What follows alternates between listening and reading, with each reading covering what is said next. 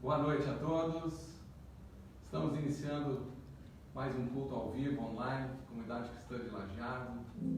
Normalmente nos reunimos lá na sede, centenas de pessoas. Esperamos que em breve possamos novamente nos reunir ali. Também as células durante a semana.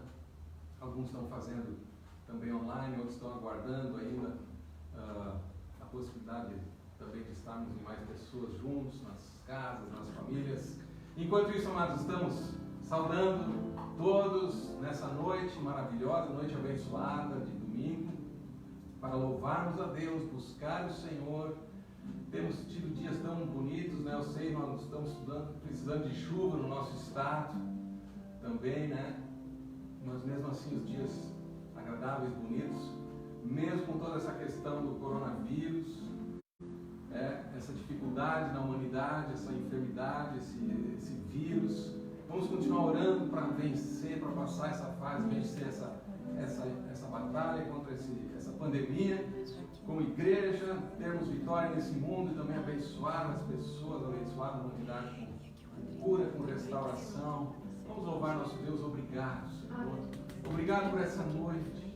Nós queremos lembrar, junto com os amados que estão conosco, ali nas suas casas, jovens, crianças, adultos, casais, homens, mulheres de Deus, aqueles que nos assistem também, os idosos. Senhor, abençoa cada vida. Pai, nós queremos nessa noite lembrar que o Senhor é bom e a sua misericórdia dura para sempre. Um dos atributos de Deus é o seu amor, a sua bondade. Deus é amor. A Bíblia também diz: provai e vede que o Senhor é bom. Eu creio que verei a bondade do Senhor na terra dos viventes. E o Salmo 23 também fala: bondade e misericórdia certamente me seguirão todos os dias da minha vida, e assim eu habitarei na casa do Senhor para todo sempre. Pai, que hoje aqui, nesse lugar, ali nessas casas, ali seja a casa do Senhor, a tua presença, Pai. Se tu conosco, Deus, a tua presença, Senhor. Nós queremos a tua presença. A Bíblia diz: buscai o Senhor e o seu poder, buscai perpetuamente a sua presença. Manifesta-te, Senhor. Guarda cada casa com os teus anjos, Senhor, e também essa transmissão abençoa, Pai, para a tua glória, em nome de Jesus. Amém. Amém.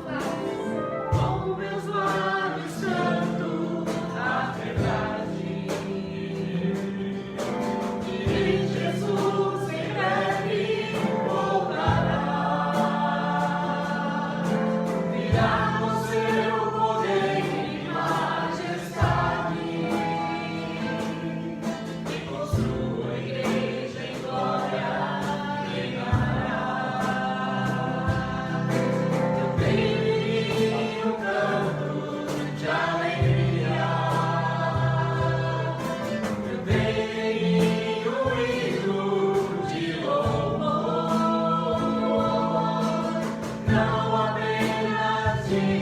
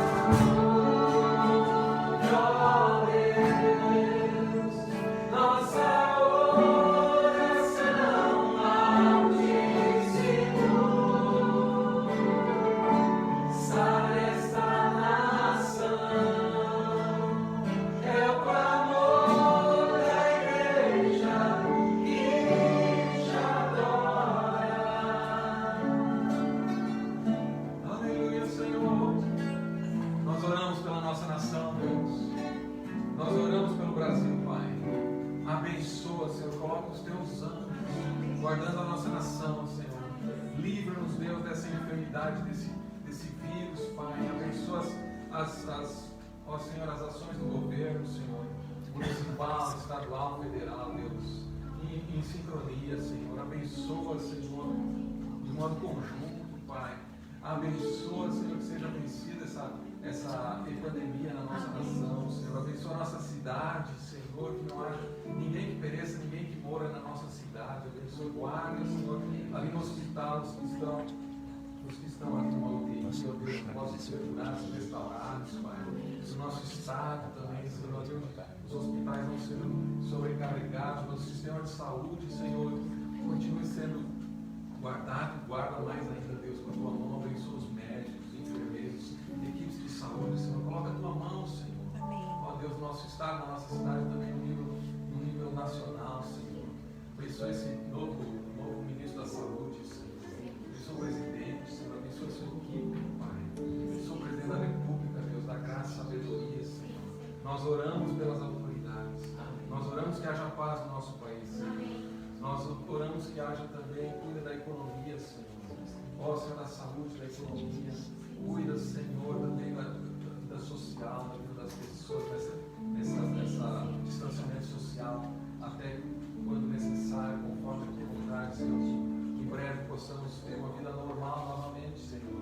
Nós te pedimos, Pai, em nome de Jesus, ó Senhor. Nós oramos pela nossa nação, Deus. Abençoa a economia, as finanças, os empregos.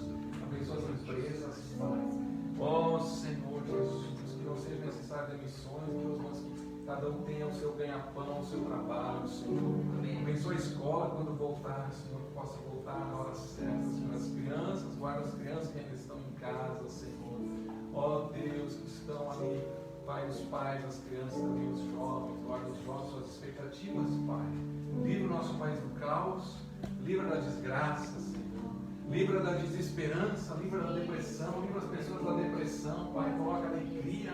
Nós nos regozijamos agora, nós declaramos a alegria do Senhor, é a nossa força. Nós declaramos, nós temos vida interior, a vida de Deus em nós, e essa vida é uma vida ressuscitada, como nós cantamos, o nosso Senhor Jesus Cristo ressuscitado.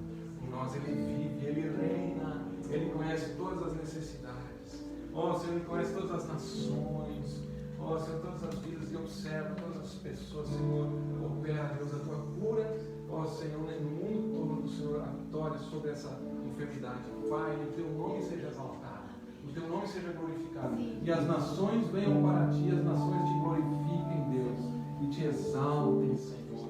Os reis da terra se prostrem diante do Rei dos Reis, ó Senhor. Vem logo, Senhor Jesus. Oramos também pela volta, como nós cantamos. Maranata, ora vem, Senhor Jesus. Prepara a tua igreja para o dia da tua vinda, Senhor. Prepara a tua igreja.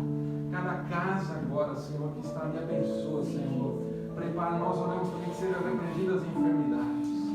Oh, Senhor Jesus, nós oramos pela irmã da Batista, Léo, que foi pedir oração no grupo de intercessão. Cura ela, Senhor, se tem um câncer, ela, cura ela, vai fazer cirurgia, que seja bem abençoada aquela cirurgia, Pai. Eu te peço, Deus, essa vida seja curada, restaurada. Abençoa os médicos, abençoa a cirurgia, Senhor.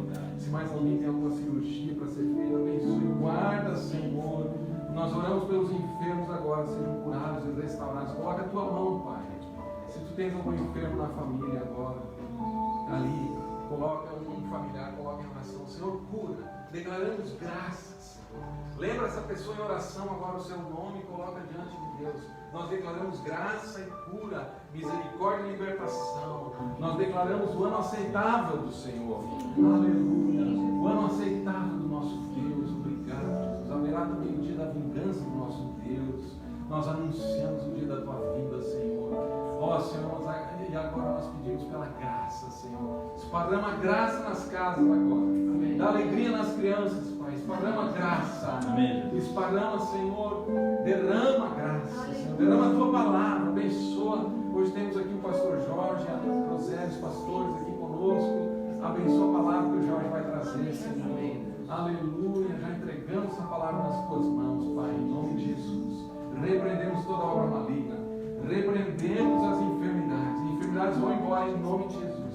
Enfermidades malignas vão embora em nome de Jesus. Espírito de feitiçaria colocado debaixo dos nossos pés é expulso. Toda enfermidade na alma, na mente, no coração, nós expelimos, nós mandamos embora, em nome do Senhor Jesus. Ó Senhor, e a tua graça declarada, a tua misericórdia operando, e a tua cura, Senhor. Declara comigo ali onde tu estás, a cura do Senhor, recebe agora. Diga, eu recebo a cura, eu recebo libertação, eu recebo vitória, eu recebo o ânimo do Senhor, a sua palavra, em nome do Senhor Jesus. Aleluia. Aleluia, amados. Nós vamos orar também pelos dízimos e as ofertas. Vai ser colocado aqui a conta ali do banco, né? Você pode vir a conta, pode fazer a sua transferência, ou durante a semana entregar para um dos pastores, presbíteros, ou até chegar esse valor ali nas contas bancárias. Nós temos a conta aqui, você pode ver se faz a transferência, pode ser depois enquanto cantamos mais um cântico, ou durante a semana, quando for. Deus coloca no teu coração. Pai, abençoa os dízimos, Pai, na casa do Senhor, que sejam abundantes, Senhor, os dízimos, as ofertas.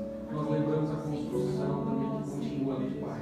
Abençoa aquela construção, abençoa aqueles trabalhadores ali, Senhor, os pedreiros, mestres de obra, servente, abençoa eles ali, abençoa também o construtor ali, Senhor, abençoa que aquela obra seja bem construída, seja, ó Senhor, para a tua glória, Deus. Ó Senhor, da prosperidade, Senhor, abençoa todas as necessidades supridas na tua casa, Senhor, dízimos e ofertas, aleluia, Deus. Deus ama quem dá com alegria, diz a palavra do Senhor. Traga-nos dízimos da casa do tesouro, provai-me nisso, se eu não vos abrir as janelas dos céus e derramar sobre vós bênção sem medida. Coloca essa fidelidade no teu coração e essa alegria, e Deus te abençoe. Deus te abençoe a tua casa, a tua família. Deus abençoe o teu trabalho e prosperidade, em nome do Senhor Jesus. E a provisão em todas as necessidades, com superabundância da parte do Pai. Deus é nosso Pai, Deus nos ama, Senhor, em nome de Jesus. Aleluia, aleluia, amém, amém. Vamos cantar de novo, Eduardo, esse refrão? Ouve, ó Deus, enquanto o Jorge já se prepara, né, para nos trazer a palavra do Senhor. Aleluia, Deus continue nos abençoando. Ouve, ó Deus.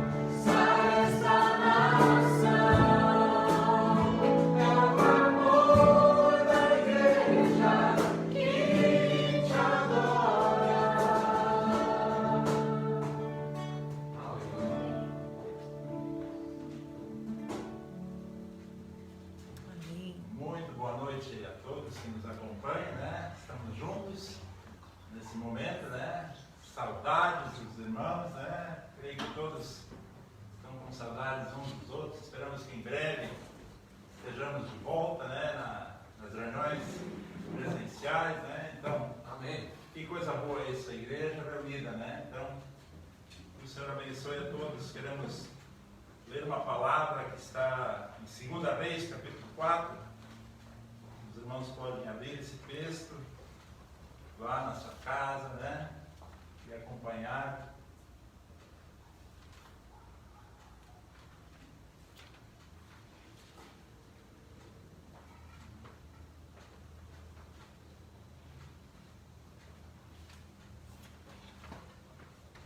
Certa mulher, das mulheres dos discípulos dos profetas, chamou Eliseu, dizendo: meu marido, teu servo, morreu, e tu sabes que ele temia ao Senhor.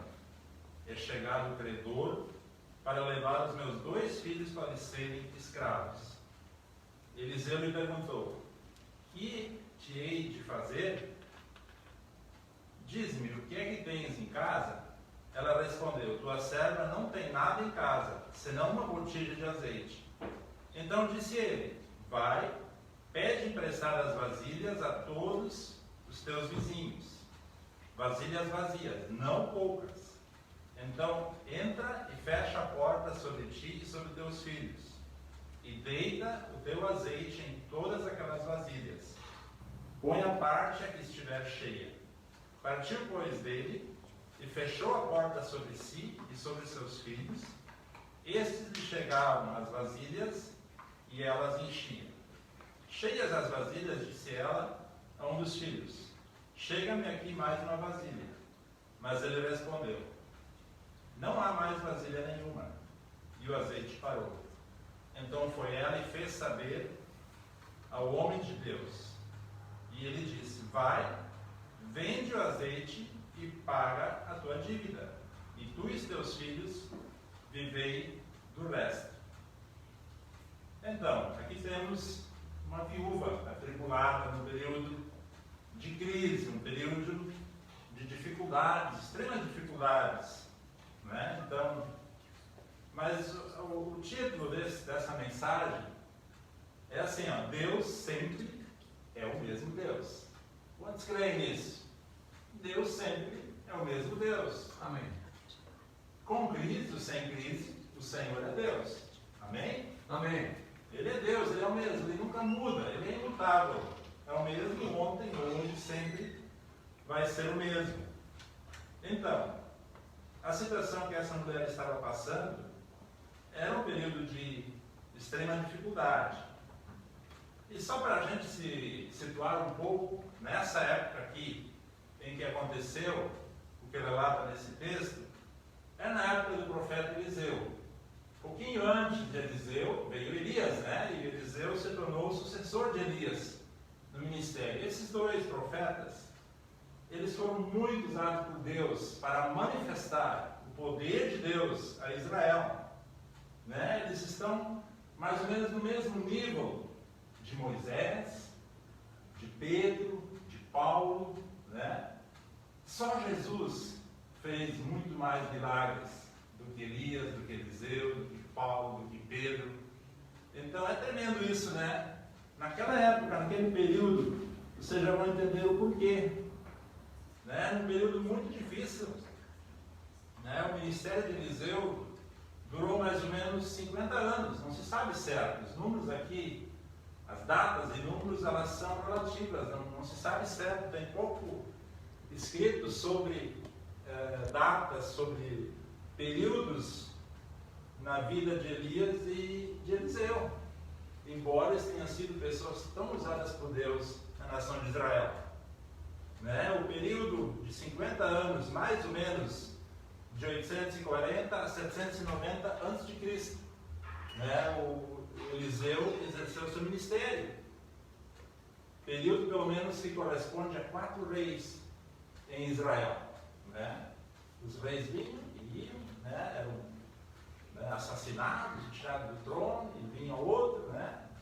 E mais os reis de Judá. Então, talvez uns 6 ou 7 reis passaram nesse período em que Eliseu exerceu seu ministério. Era um período de grande crise política, né? Grande período de apostasia. Apostasia é o afastamento de Deus, o afastamento da lei de Deus, da palavra de Deus, dos valores eternos de Deus. O povo de Israel estava se afastando. Período de fomes, né? Terríveis fomes, secas, né?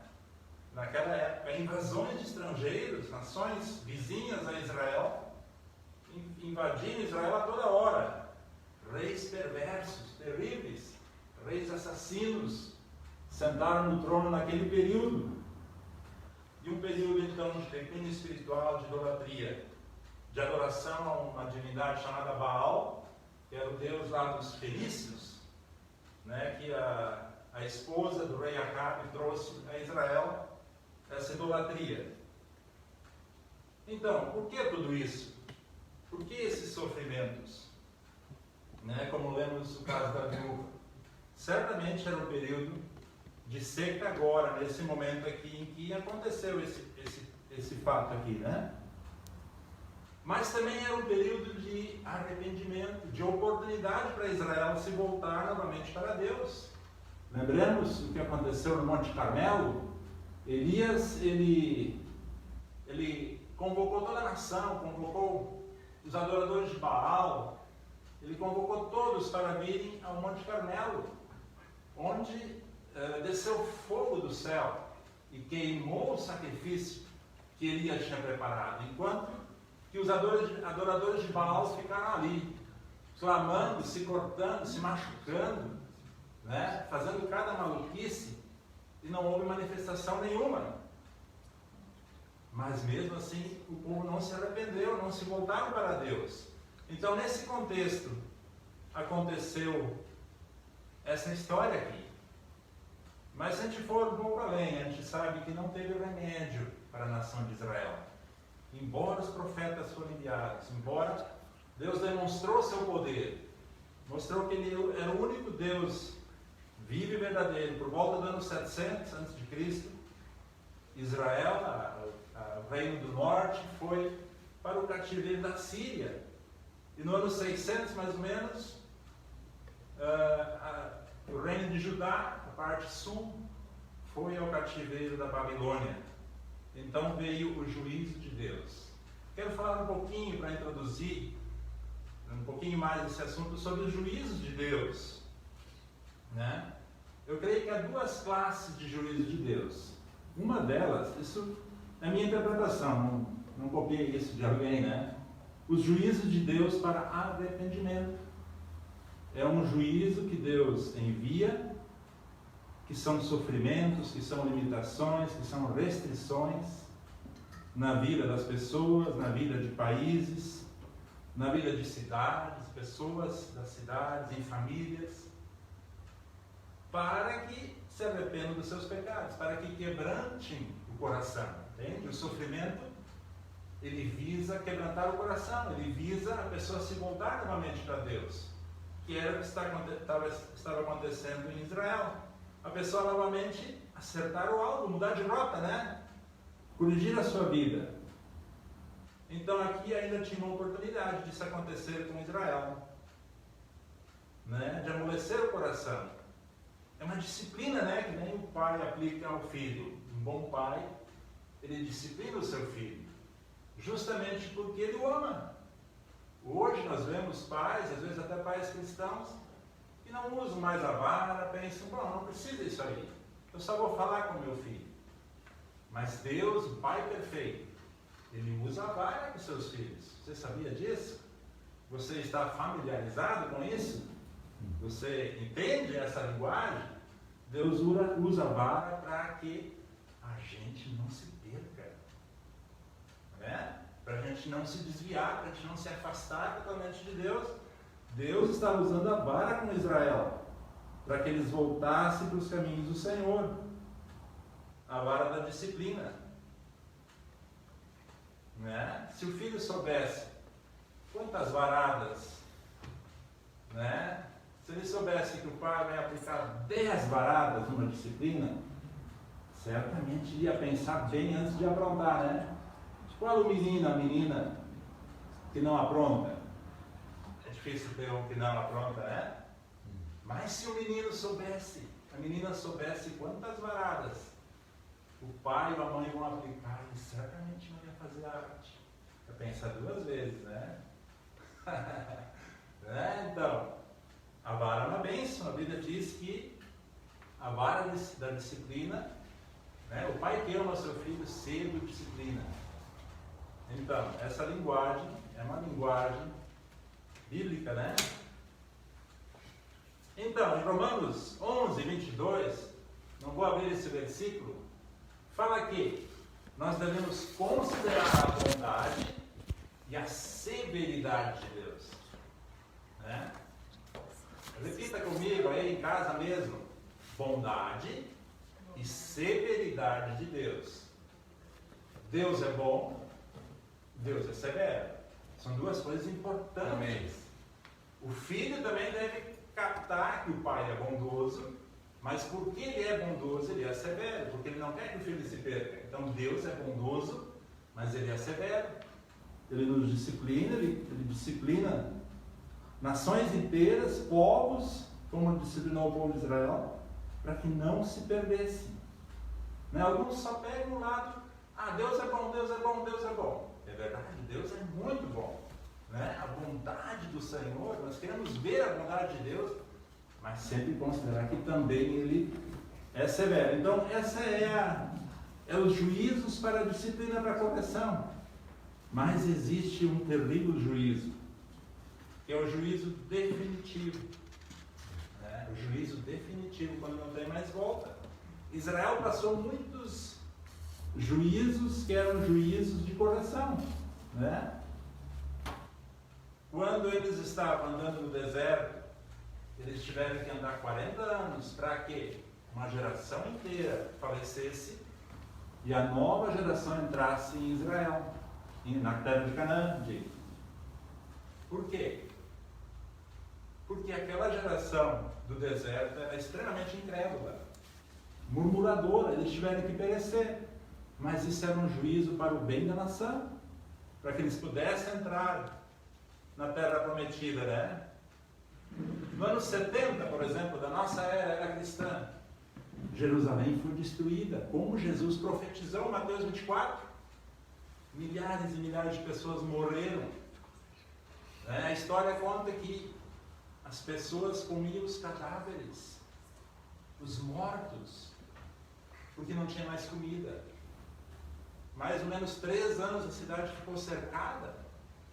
Por que isso? Porque eles insistiram em desobedecer a Deus, rejeitaram Jesus, o Messias, crucificaram o Senhor.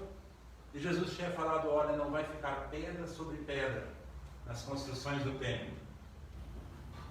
E realmente isso aconteceu. Os soldados romanos derrubaram o templo, as paredes, procurando ouro derretido por causa do fogo que havia incendiado o templo, procurando ouro derretido no meio das pedras. Enormes pedras sendo removidas de um lugar para o outro para procurar ouro. Se cumpriu a profecia de Jesus. Mas tudo isso era uma disciplina para o povo de Israel. Eles foram espalhados pelo mundo inteiro, até 1948, em que, novamente depois da Segunda Guerra Mundial, como os judeus foram muito perseguidos, foram mortos, milhares de judeus morreram, na Segunda Guerra Mundial lhes foi restaurado um território, lhes daram um território novamente, e para lá eles começaram a voltar, até hoje estão voltando para lá. E hoje já há os judeus messiânicos, que seguem a Cristo, que reconhecem Jesus como Salvador e Messias. Eu creio que eles estão aprendendo, através dos juízos de Deus. Então nós devemos entender esses juízos de Deus. Mas há os definitivos, que há alguns exemplos na Bíblia, que não tem mais volta. É um endurecimento total, em que se completa a medida da iniquidade. Ou seja, não tem mais volta, não tem mais o que fazer. Então Deus, para que o pecado não se perpetue, Ele precisa destruir, como foi com Sodoma e Gomorra, como foi com os 7 povos de Canaã. Que coisa dura isso, Mas Deus precisou fazer isso por causa do avanço do pecado. Como foi nos dias de Noé, em que a raça humana foi julgada por causa da corrupção. E os julgamentos do Apocalipse, A gente poderia facilmente pegar 20 julgamentos de Deus. Estou citando alguns mais conhecidos. E tudo isso, então, são juízos de Deus, que podem vir sobre toda a humanidade, como agora está acontecendo com o coronavírus. Toda a humanidade está experimentando algo terrível. Mas para que isso? Para que invoquem o nome do Senhor, para que se arrependam dos seus pecados, para que busquem a Deus, para que endireitem os seus caminhos. Os reis, os governantes, os prefeitos, os governadores, alguns conclamaram um jejum, uma oração, para se livrar do coronavírus. Mas não é só isso. Nós precisamos dizer aos governantes, não é só isso. Deus não quer apenas livrar de uma situação de emergência, de crise. Ele quer que todos se arrependam e cheguem ao pleno conhecimento da verdade, se voltem para Deus, não só na crise, mas o tempo todo. Amém? Amém? Amém. Então, essa é a mensagem que a igreja precisa trazer a esse mundo. Então, entendemos um pouquinho o que é juízo para arrependimento e juízo definitivo?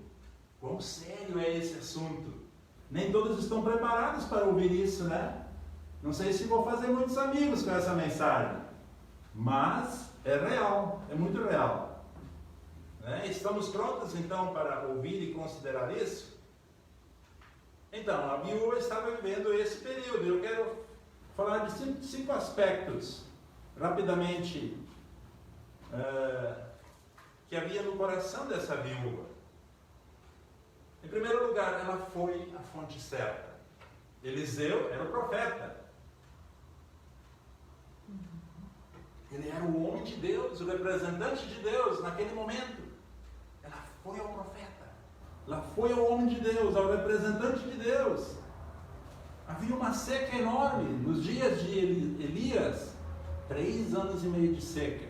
Se nós lermos o capítulo 8 desse mesmo livro, 2 Reis, nós vamos descobrir que naqueles dias havia 7 anos de seca. Gente, o Rio Grande do Sul está passando por uma seca, não deu nem 6 meses ainda. Lá em novembro, 7 de novembro, choveu tanto que fechou aqui a rodovia na frente da Rede Super, né? Tanta chuva num dia só. Depois disso não choveu mais muito. Agora, o que está acontecendo no interior?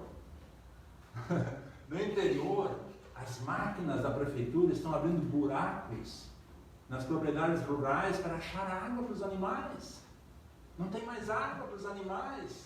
Carros-pipa estão transportando água para os animais.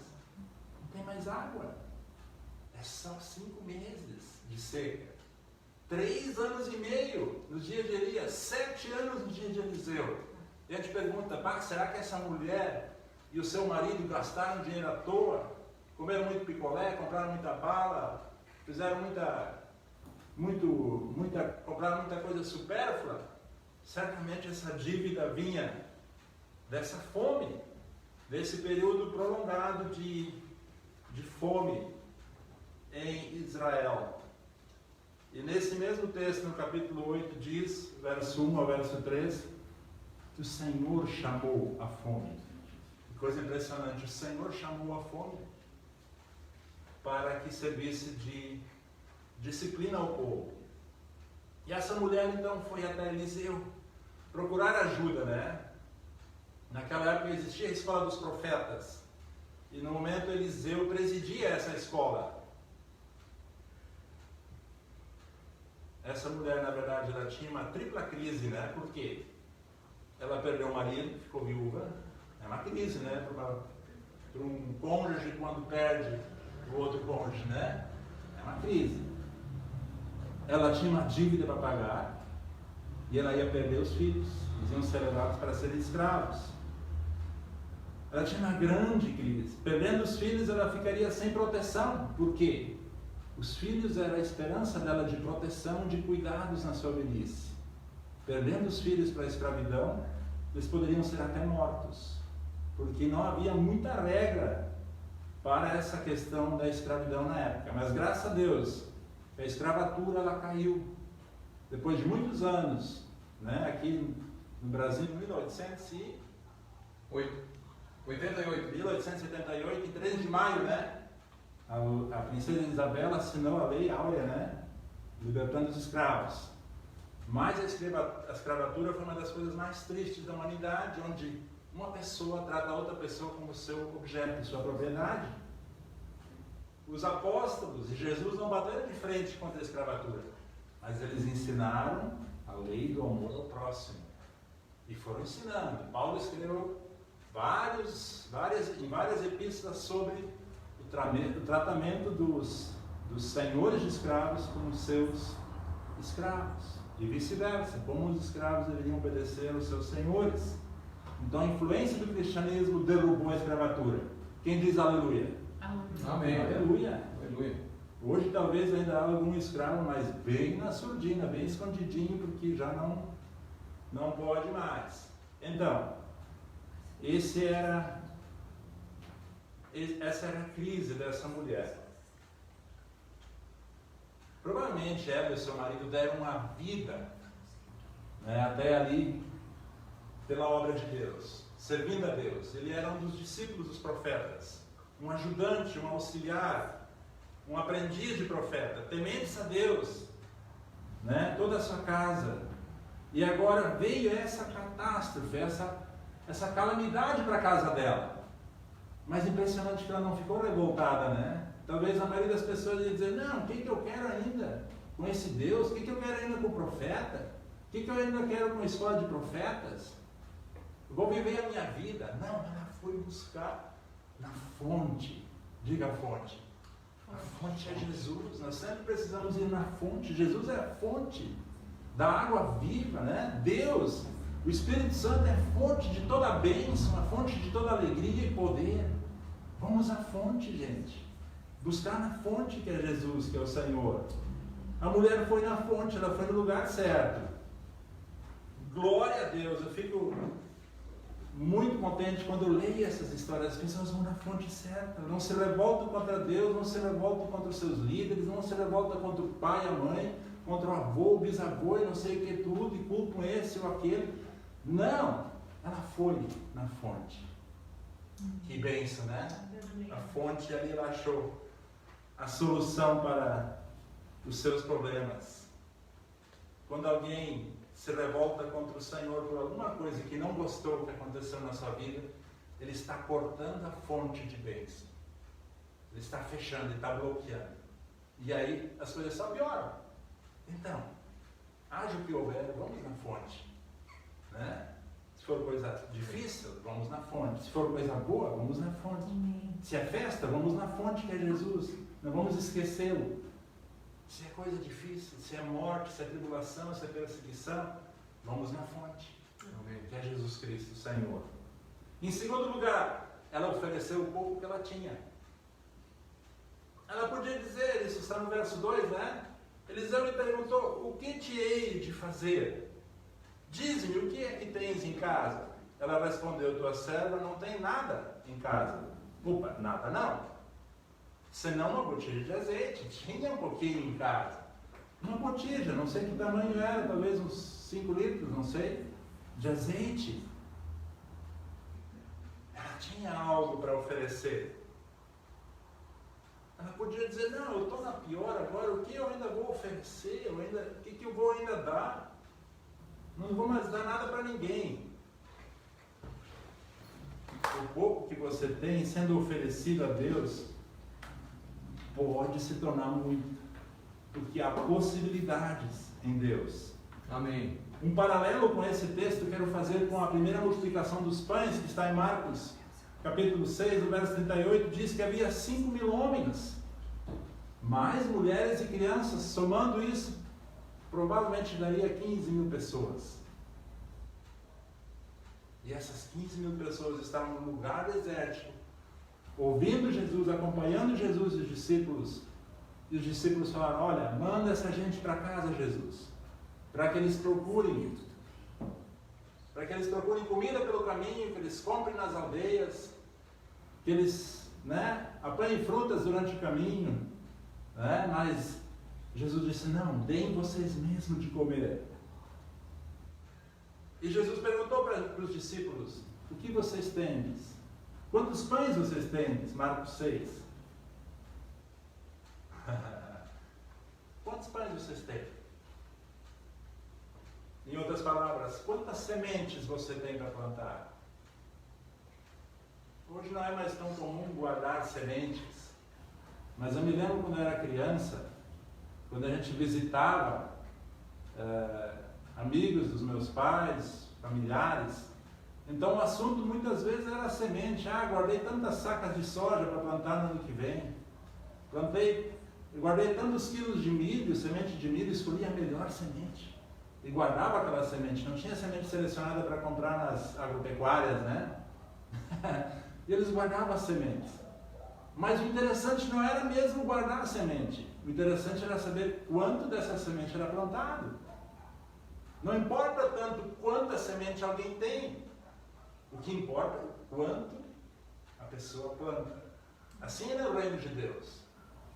As pessoas dizem, não, eu tenho muito pouco, porque eu vou plantar. Não vai dar muito. Tu não sabe quanto vai dar.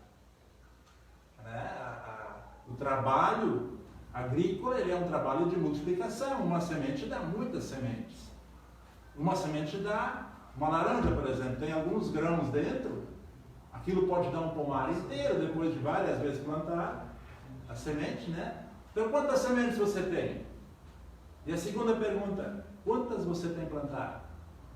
A mulher plantou as últimas sementes que ela tinha, né? Em terceiro lugar, Deus mostrou o que fazer. Verso 3 e 4. O que ela era para fazer?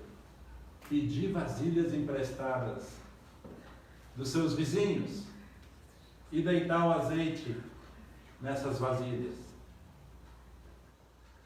Pedir vasilhas emprestadas. A gente quer logo o resultado, não é mesmo? A gente quer o resultado logo. A gente não quer esperar primeiro fazer alguma coisa para depois ter o resultado. A natureza humana é assim, ela é apressadinha. Mas Deus mostra os meios. Ele mostra a forma de fazer. Ele mostra a forma de fazer. Por isso, nós precisamos estar atentos para aquilo que Deus está falando. O que fazer? Ele disse para ela fazer dessa forma. E o fim será proporcional à nossa fé e à nossa obediência. E aqui o profeta deu uma pista. Ele disse para não pegar poucas vasilhas, pegar muitas. Ele já deu uma pista para a mulher que ia acontecer algo extraordinário. Uma multiplicação. Muitas vasilhas. Tremendo isso, né? Muitas vasilhas. Jesus também mandou a multidão, os 15 mil pessoas sentarem em grupos, na relva, na grama. E ele pegou aqueles 5 pães e 2 peixes. Estou fazendo paralelo aqui de novo, os 2 textos.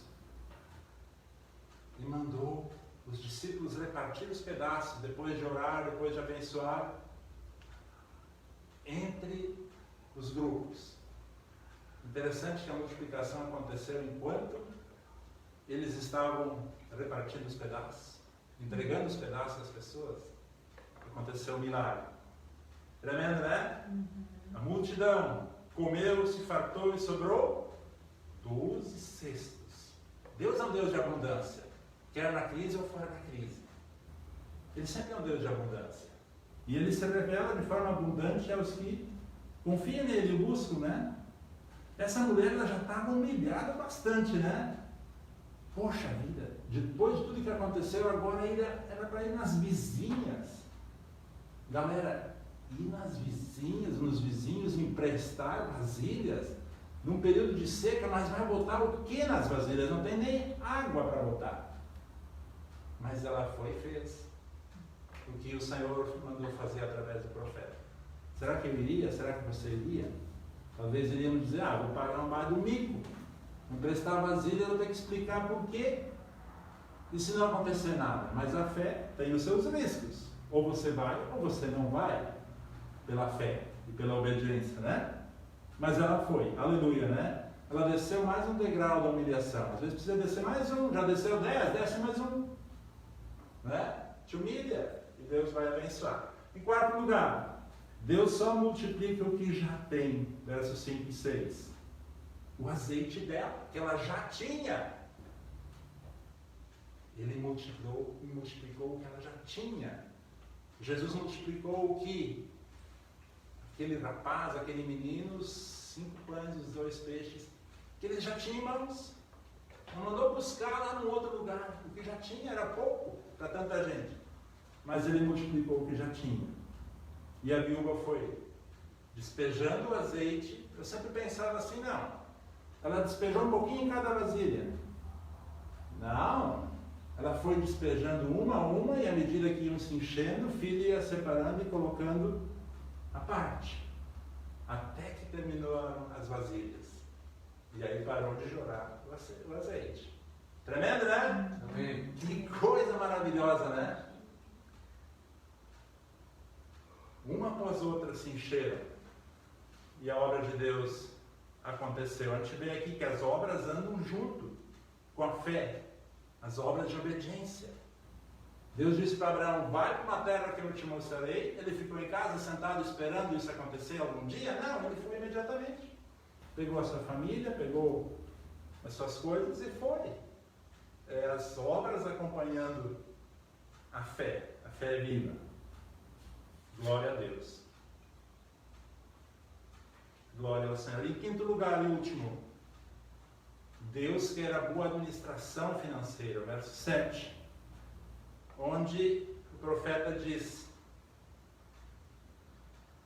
vai, parte B, vai, vende o azeite e paga a tua dívida, e tu e teus filhos vivei do resto. Aqui está uma ordem de valores que o profeta indicou para essa viúva.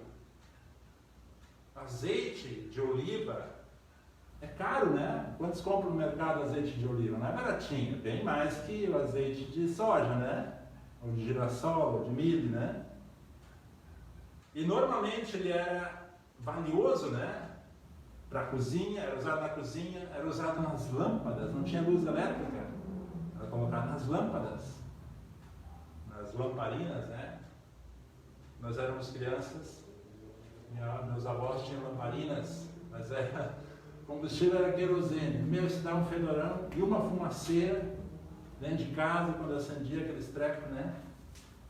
Ali o azeite era muito usado nas lâmpadas, até dentro do templo, né? No candelabro, dentro do templo. No culto dos hebreus, ele era muito usado. No óleo da unção, que era um óleo especial, mais preparado, né? Onde a base era o azeite de oliva.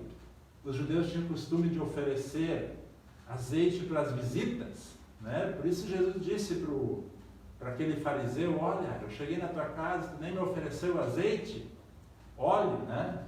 Para se ungir. Eles ofereciam azeite para a visita se ungir, se perfumar. Que ideia boa, hein? Quem sabe vamos começar com esse costume, hein? Oferecer óleo para as pessoas se ungirem, né? Estou brincando, é óbvio, né? Hoje tem tantos outros tipos de perfume, né? Bem mais prático, com spray, bem mais fácil de aplicar. Eles tinham que pegar, lambuzar as mãos, passar na cabeça, passar no corpo aquele óleo, imagina? Um grude, né? Mas óleo era valioso, né? Azeite era valioso. E Eliseu disse, em primeiro lugar, paga a tua dívida. Eliseu disse, não disse para ela, vai e faz uma festa agora, vamos festejar esse milagre. Alguns iam dizer, não, vamos fazer uma festa, vamos convidar um monte de gente, fazer um churrasco aqui, né? Comprar uns refri, vamos festejar. Não, vai e paga a tua dívida.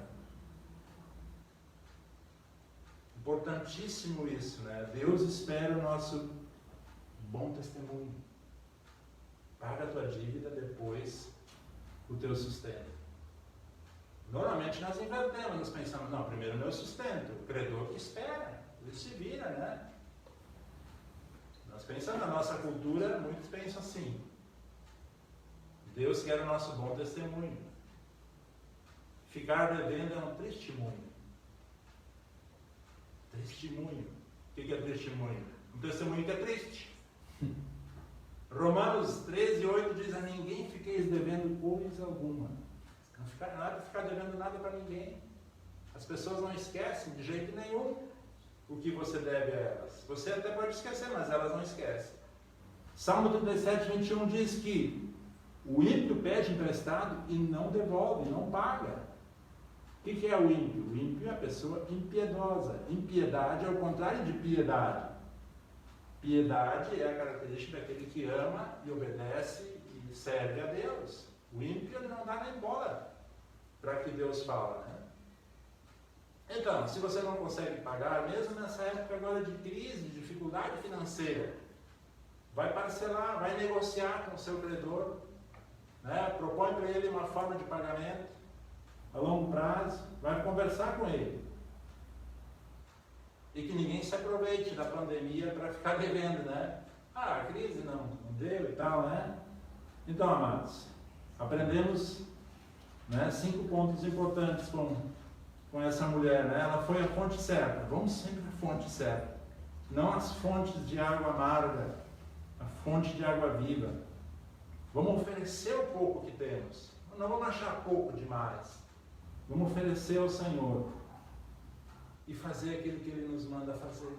Quando Ele mostra o caminho, vai por esse caminho. O resultado Ele vai manifestar. E lembremos que Ele multiplica o que já se tem.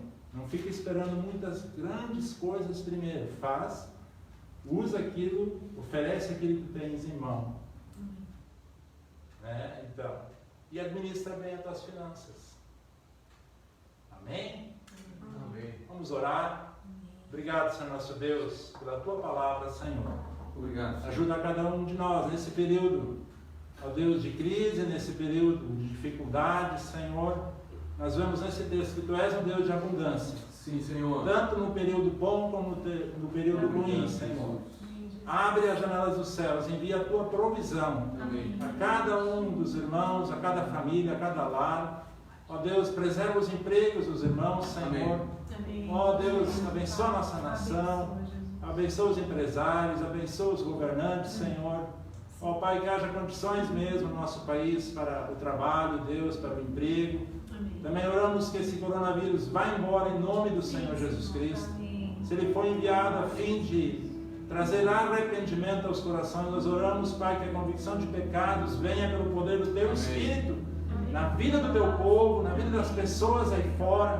Ó Deus, nós oramos que milhares e milhares se voltem para Ti, se convertam verdadeiramente a Jesus Cristo, nasçam de novo, conheçam o Deus da Bíblia, o Deus verdadeiro. Ó Senhor, em nome de Jesus, tudo isso para a Tua glória e para a Tua honra. Amém. Amém. Vamos cantar mais uma? Amém.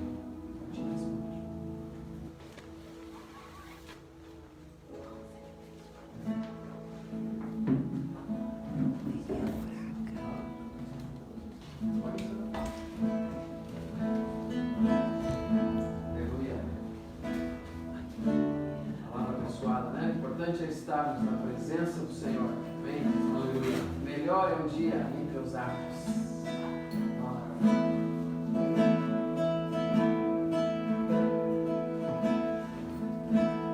Melhor é um dia entre os árvores. Melhor é um dia entre os árvores. Melhor é um dia